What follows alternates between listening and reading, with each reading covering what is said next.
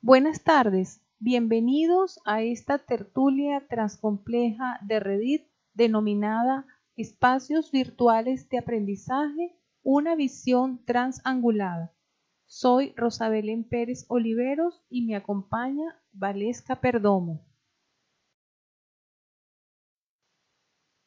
La agenda prevista para la tertulia es la siguiente. En primer lugar, abordaremos los entornos virtuales de aprendizaje con una breve descripción. En segundo lugar, se presentará el concepto de transangulación desde el punto de vista polisémico y su aplicabilidad en los entornos virtuales de aprendizaje. En tercer lugar, se mostrará el concepto en construcción denominado longanimidad educativa tecnológica. Y finalmente se hará una apreciación de algunos entornos virtuales de aprendizaje que se están asistiendo en distintas universidades nacionales e internacionales. Ramón Campoamor escribió en el siglo pasado un poema en la cual una de sus frases reza lo siguiente: y es que en el mundo traidor nada hay verdad ni mentira, todo es según el color, el cristal, el ángulo con que se mira. A partir de esta frase se creó el refrán: todo depende del cristal con que se miran las cosas. Más tarde se generó la ley Campoamor, una metáfora utilizada en la administración pública española para justificar con leyes cualquier hecho, cualquier circunstancia y ganar los casos. En la vida cotidiana, todo proceso educativo e investigativo está lleno de la subjetividad de quien lo lleva a cabo. Por eso es que en la presente tertulia vamos a tratar de abordar el tema de los entornos virtuales de aprendizaje desde distintos ángulos para tener una visión frondosa de estas experimentaciones que en el momento actual se están conformando e integrando para dibujar la educación del futuro. Los entornos virtuales de aprendizaje o EVA se han popularizado desde el mes de marzo de 2020 a consecuencia de la pandemia del COVID-19. La educación a distancia obligatoriamente se incorporó a la realidad de todos los ciudadanos del planeta. Estos espacios educativos están y residen en Internet. Algunos son públicos, la mayoría privados, y solicitan unas credenciales para el acceso. De acuerdo a Turop y adaptando su concepto, es un entorno de enseñanza-aprendizaje que está inserto en un sistema de comunicación mediado por las TIC. Eso nos pone ya de antemano una advertencia. Se trata de un proceso de comunicación y que debe aprovecharse todo este potencial para mediar la instrucción. Así como el aula de una institución presencial es un punto de encuentro, un EVA también lo es, solo que está ubicado en Internet. Por lo tanto, las normas de cortesía del buen oyente y del buen hablante deben ser trasladadas al mismo, con la ventaja de que tenemos un conjunto de herramientas denominadas TIC, las cuales ayudan a mediar el proceso. De acuerdo con la investigación de la doctora Dolores Rey, las tecnologías las concebimos desde tres perspectivas: las TIC, las TAC y las TEP, es decir, tecnologías para comunicarnos, para asistir al proceso educativo y para propiciar la participación por las redes sociales. Entonces, en los EVA se simula la interacción física entre docentes y alumnos gracias a las TIC. Pero todo proceso que tiene que ver con la educación mediada por la tecnología implica, aunque no pensemos que así sea, utilizar los principios de la educación a distancia. Y lo primero que tenemos que hacer es tomar en cuenta que la educación a distancia nos obliga a pensar y hacer la educación desde otro punto de vista. Y pensar la educación desde otro punto de vista comienza por tomar en cuenta el legado de Paulo Freire, es decir, tomar en cuenta que en esos entornos asisten y concurren personas con distintos niveles de experiencia y de culturas.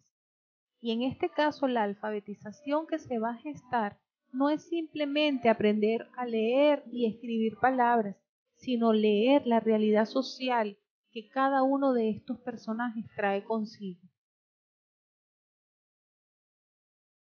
A través de Internet podemos obtener distintos tipos de EVA.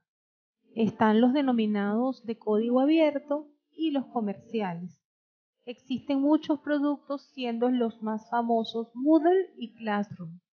Pero sin embargo, tomando en cuenta las experiencias que hemos tenido a nivel de experimentación, nos damos cuenta que los problemas no son técnicos, que lo más fácil es ordenar o implantar una de estas aulas virtuales tecnológicamente hablando. Entonces, ¿qué ocurre con los EVA? La primera barrera a vencer es la soledad del estudiante. En la Universidad Nacional Abierta en la cual yo laboro, esto ha sido estudiado por autores de la talla del doctor Néstor Leal Ortiz y del doctor Manuel Castro Pereira. La segunda barrera está relacionada con el modelo educativo, con el diseño curricular. Justamente el doctor Manuel Castro Pereira enfatiza mucho que los trabajos que se hacen de diseño curricular para mediar la instrucción a través de los escenarios virtuales no pueden ser iguales a los que estamos acostumbrados en el aula presencial. Ese esquema de la instrucción programada lineal para nada tiene que ver con el trabajo académico que debe gestarse en estos entornos virtuales del aprendizaje. Por lo tanto, para poder administrar educativamente a estos EVA, es necesario acudir a los principios de la educación a distancia, aprovechar toda la gama de recursos que tenemos en Internet para que ese participante o estudiante no se sienta solo y que su profesor sea un asesor, un acompañante de ese proceso de adquisición de conocimientos y de aprendizajes de una forma autónoma, es decir, que él sea el líder de su proceso. Tomando en cuenta lo narrado, llegué a pensar entonces que la realidad educativa que se vive en un EVA o que se puede vivir en un proceso investigativo relacionado con educación debe ser visto desde otros ángulos de la realidad. Y en una clase del doctorado en Ciencias de la Educación de la Universidad Rómulo Gallegos, justo en una clase de la doctora Susana Gómez, en la cual estudiábamos categorización y triangulación, comenzamos a cuestionarnos por qué tiene que ser triangulado, no puede ser multiangulado ese proceso investigativo educativo que tenemos entre manos. La conversación se puso muy interesante entre las hoy doctoras María Elena Maninat, Norma López, Katiuska Gutiérrez y mi persona, y comenzamos inclusive a hablar de los GPS. Porque, ¿qué ocurre con el GPS? Bueno, ellos transmiten una señal triangulada, matemáticamente hablando, para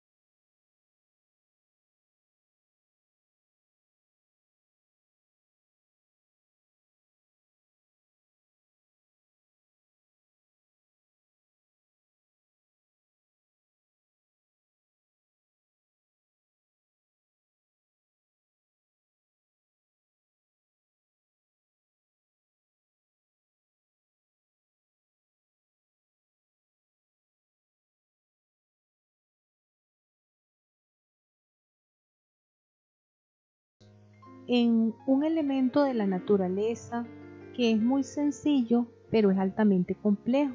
Depende del nivel en que lo estemos observando. Se trata de una flor. Tenemos en la imagen una flor que está iluminada con rayos ultravioletas.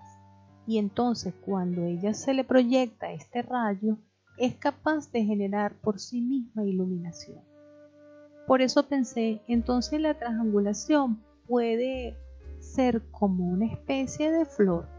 Fíjense que a la flor la sostiene un cáliz que tiene la forma de una matriz, de esa matriz epistémica que muchas veces nos tratan de enseñar cuando estamos estudiando en posgrado los procesos investigativos. Entonces, vamos a conceptualizar la triangulación como un proceso o como un concepto, polisémico. ¿Por qué es polisémico? Porque contiene muchos elementos de la realidad que están ahorita en proceso de estudio y que tiene distintos pétalos, aristas, ángulos de la realidad que se concretan en lo siguiente. En primer lugar, se trata de una metáfora investigativa, polisémica, con intenciones éticas y didácticas, porque como ustedes han visto, se trabaja lo científico, lo tecnológico y lo filosófico simultáneamente.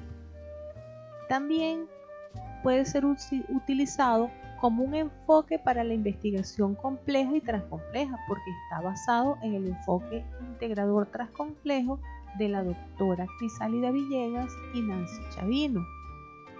Es una premisa también que vehicula la exploración de situaciones fenoménicas que son complejas y que tienen distintos niveles de complejidad presentes en la dinámica del mundo actual desde diversos ángulos o puntos de vista que son observados por quienes forman un equipo de investigación.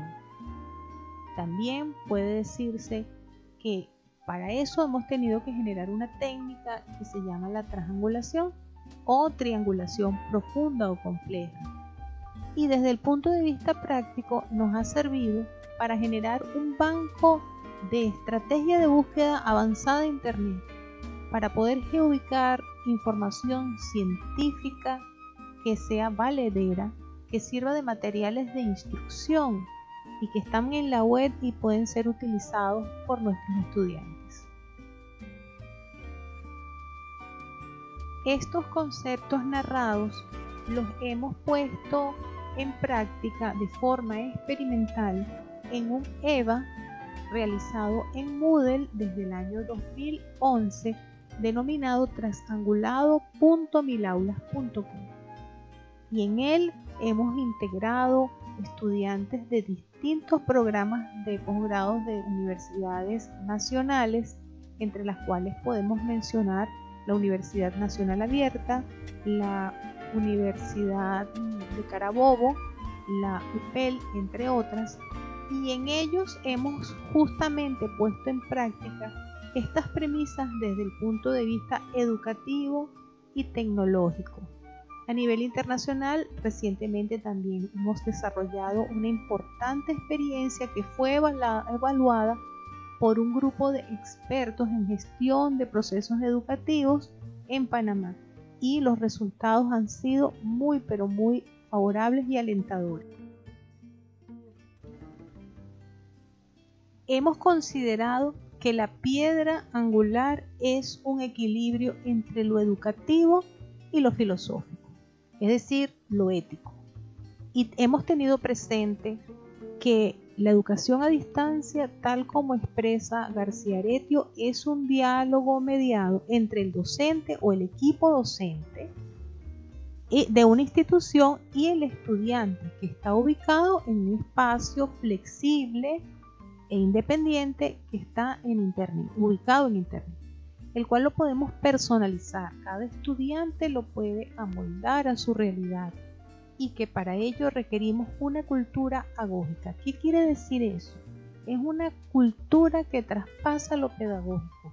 Algunos elementos están realizados desde una perspectiva pedagógica en donde hay un gran control de parte del profesor o del docente de esa información o contenido, pero que progresivamente da paso a la andragogía, porque el estudiante tiene que ser autónomo, tiene que tomar control de su proceso educativo.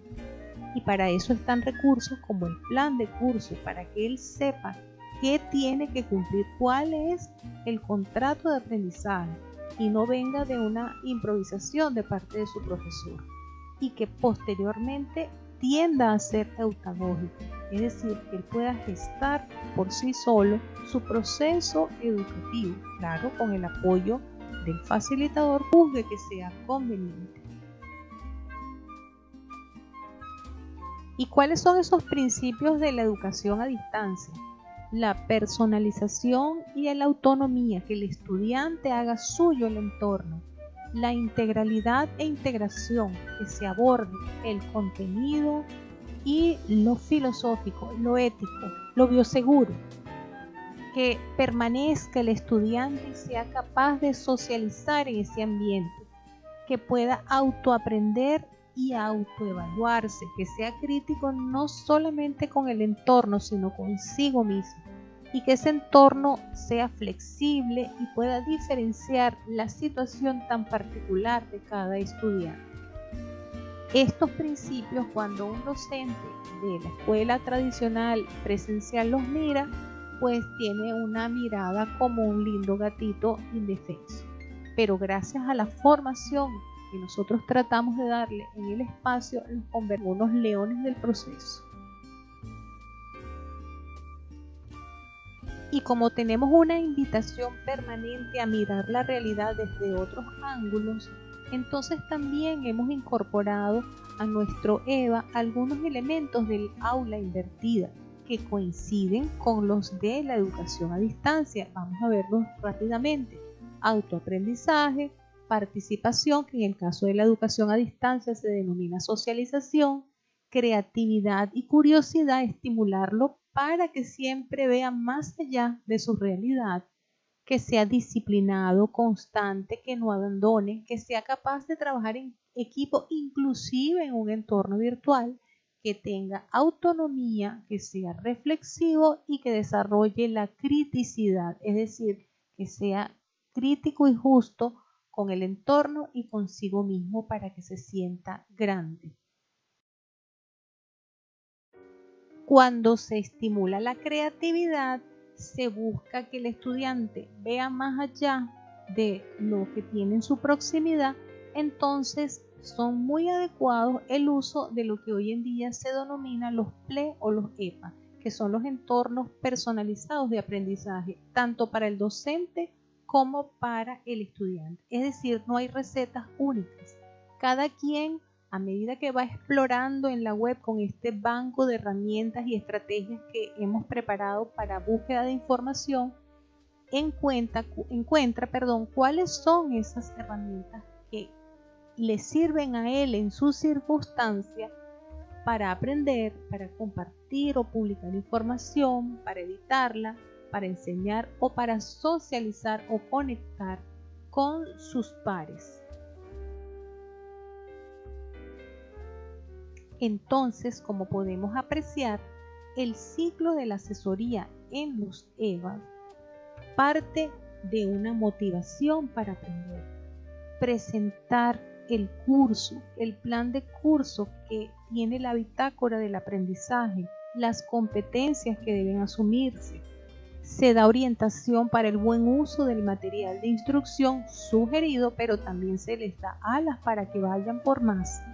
Se le dan orientaciones para que participen de forma asertiva y disciplinada en todas las actividades para la evaluación, y también para que en los proyectos puedan trabajar de manera individual y colaborativamente, porque es importante el intercambio de experiencias y reflexiones, dado que cada quien tiene una experiencia y pertenece a un entorno social distinto. ¿Cuál es el epicentro de todo este ciclo? La retroalimentación, no dejar al estudiante solo, como una flor. ¿Qué sostiene una flor? Su cáliz. Pues ahí están todos los pétalos, todo lo que requiere el estudiante para salir adelante, pero concentrado en uno de los aspectos más importantes, ese acompañamiento ético, educativo, que no solamente retroalimenta, enriquece el proceso. Finalmente, consideramos entonces que esa piedra angular del proceso educativo y tecnológico se llama algo como longanimidad educativa tecnológica. La palabra longanimidad viene de un alma amplia y en este caso la doctora Sandra Salazar y yo estamos desarrollando este concepto como un elemento angular del proceso educativo apoyado con tecnología y consiste en la virtud de educarse y educar para actuar éticamente y usar con bioseguridad los equipos y recursos de innovación científica y tecnológica por y para el bien de la humanidad frente a caos generados por situaciones sociopandémicas como es el caso que hemos vivido en 2020. De acuerdo a la experiencia que hemos tenido en los estudios de los EVAs de las distintas universidades nacionales e internacionales, hemos comprobado que la longanimidad educativa tecnológica representa un punto angular, sobre todo cuando eso lo hemos comparado con el conversatorio que en la semana pasada, el 23 de octubre, tuvo el doctor Sa, quien nos hablaba de la ética del pensador, quien debe ser humilde y a la vez firme y dejar a un lado el orgullo en búsqueda de la verdad, sentir que no se tiene la última palabra, sino que justamente uno tiene que reflexionar y reflexionar sobre sí mismo para encontrar la virtud y la fortaleza de pensar para el bien y por el bien. Bueno, con esto concluyo y estoy muy agradecida de este espacio para compartir estas ideas que asisten un proyecto y un concepto para atender los procesos educativos e investigativos a través del concepto de la transambulación. Muchas gracias.